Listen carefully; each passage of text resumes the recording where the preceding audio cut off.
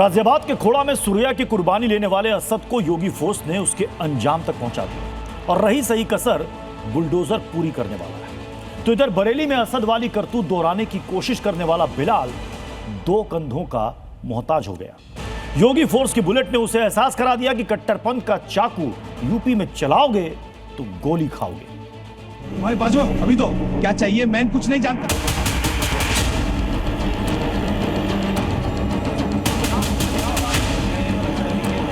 उनने मेरे चाकू तो मार दिया, इनके चाकू मारने वाला था। सर गलती हुई सर, अब नहीं आऊंगा, बरेली में दूंगा भी नहीं कभी। आज माफिया किसी हिंदू को धमका नहीं सकता है, अब नहीं धमका सकता है। सीएम योगी ने ये बात यूं ही नहीं कही है, इसके पीछे ठोस वजह है। वजह ये कि अगर कोई ऐसा करने की हिमाकत करेगा तो उसका वही हश्र होगा जो बरेली में इस शख्स का हुआ है। कल तक ये अपने पैरों पर चलता था, लेकिन आज दो कंधों का मोहताज है। अपने किए की माफी मांग रहा है। सर गलती हुई सर, अब नहीं आऊंगा, बरेली में दूंगा भी नहीं कभी भी। सर अब बहुत बड़ी गलती हुई सर, सर गलती हुई सर, माफ कर दीजिए सर, सर गलती हुई। लंगड़ा कर चलते अपने गुनाह की माफी मांगते इस शख्स का नाम बिलाल है। बिलाल बरेली का कुख्यात गैंगस्टर है। बिलाल बरेली का जिला बदर अपराधी है। बिलाल पर दर्जनों आपराधिक मामले दर्ज हैं। लेकिन बिलाल का जो ये हश्र हुआ है वो इसलिए हुआ क्योंकि इसने एक महिला समेत 3 हिंदुओं पर चाकू से हमला किया।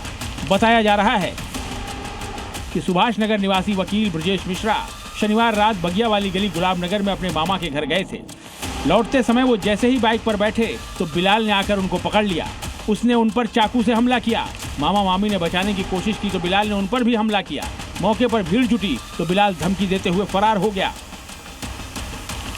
उसने मुझे पीछे से पकड़ लिया ऐसे करके, है मुझे खचेड़ के यहाँ तक ले गया, तक ये बाहर आ गए। इनने मुझे पकड़ के हटाया तो मैं अंदर घुस गया जाके। हाँ, फिर इन्हें पकड़ के ले गया। इनके चाकू मारने वाला था। अंदर से डंडा निकाल के लाया, पतला डंडा अंदर रखा है, वो मैं निकाल के लाया। मैंने उसको एक डंडा मारा तो उनने इसे छोड़ दिया, तो उनने मेरे चाकू तो मार दिया। बरेली में हुई इसी घटना के बाद से पुलिस बिलाल को तलाश कर रही थी। बीती रात बिलाल का बरेली पुलिस से आमना सामना हो गया। बचने के लिए उसने पुलिस टीम पर फायरिंग की।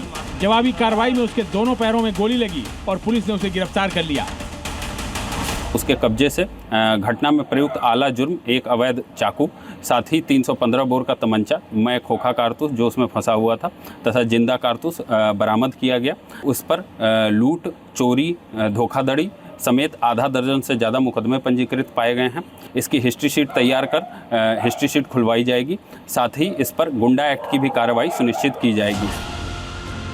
बिलाल ने शनिवार रात को वकील ब्रजेश मिश्रा पर चाकू से हमला किया और 24 घंटे के भीतर यानी रविवार रात को बरेली पुलिस ने बिलाल का बुलेट इलाज कर दिया। यही है सीएम योगी का अपराध के प्रति जीरो टॉलरेंस। यूपी में अपराधी अपराध करके बच जाएं, ऐसा हो नहीं सकता। उनका तुरंत इलाज तय है।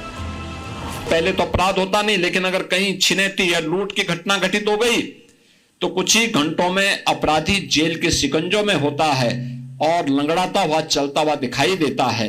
यह नया प्रदेश है जो अपराध को स्वीकार नहीं करता है और अपराधियों को यह दिखाने का प्रयास भी करता है कि अगर अपराध किया तो उसकी कीमत उसे चुकानी पड़ेगी। ये सिर्फ बयान नहीं है बल्कि एक भरोसा है सूबे की जनता को कि अपराधी कोई भी हो बचेगा नहीं। और यूपी पुलिस सीएम योगी के इसी भरोसे को बनाए रखने की मुहिम में जुटी है।